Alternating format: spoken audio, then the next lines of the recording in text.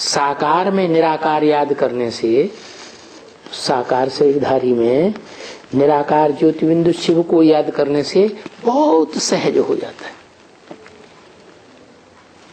इसलिए तुलसीदास ने लिखा है, सगुण ही अगुण ही नहीं कछु भेदा। साकार और निराकार में कोई भेद नहीं है। उभय हरे भव संभव खेदा। दोनों ही इस संसार के दुख को हरण करने वाले हैं। निराकार भी हरण करने वाला है और साकार भी हरण करने वाला है। और निराकार साकार दोनों का कॉम्बिनेशन हो, जो हम ब्राह्मण लोग कहते भी हैं, बाप दादा कंबाइंड है।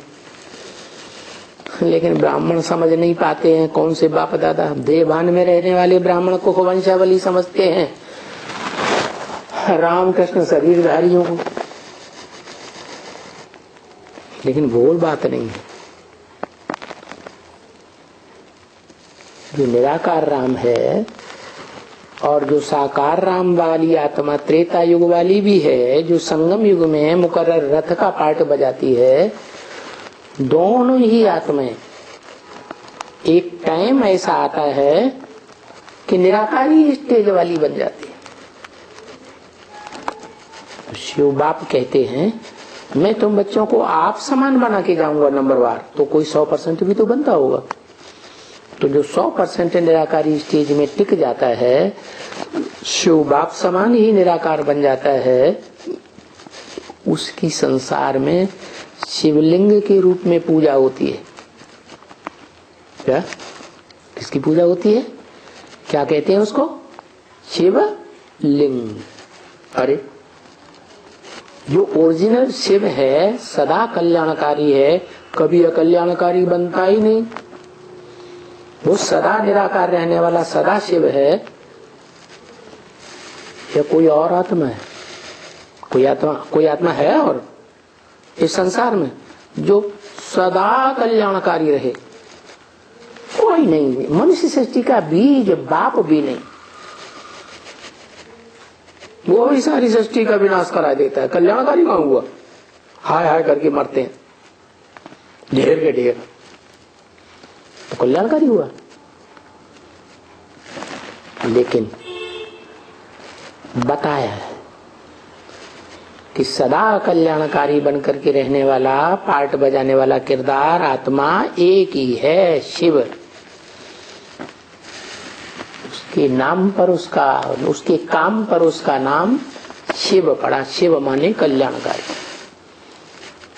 लेकिन शिव के समान एक आत्मा और भी है जो बन जाती है पुरुषार्थ करके।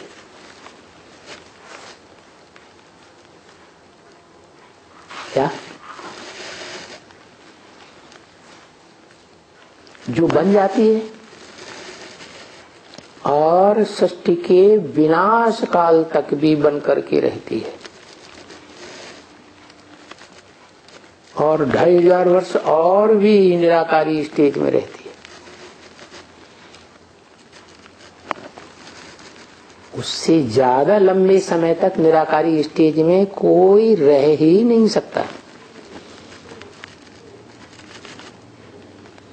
तो वो उस वशीकरण मंत्र को जो याद कहा जाता है, योग का मंत्र कहा जाता है, महामंत्र कहा जाता है, मन मना भव, मेरे मन में समा जा। वो कहने वाला शिव नहीं है। शिव को मन है? वो तो असोचता है, उसको मन है ही नहीं, तो कहेगा कैसे मेरे मन में समा जा? तो जिसमें प्रवेश करता है वो साकार मनुष्य सृष्टि का बाप कहता है मेरे मन में समा जा।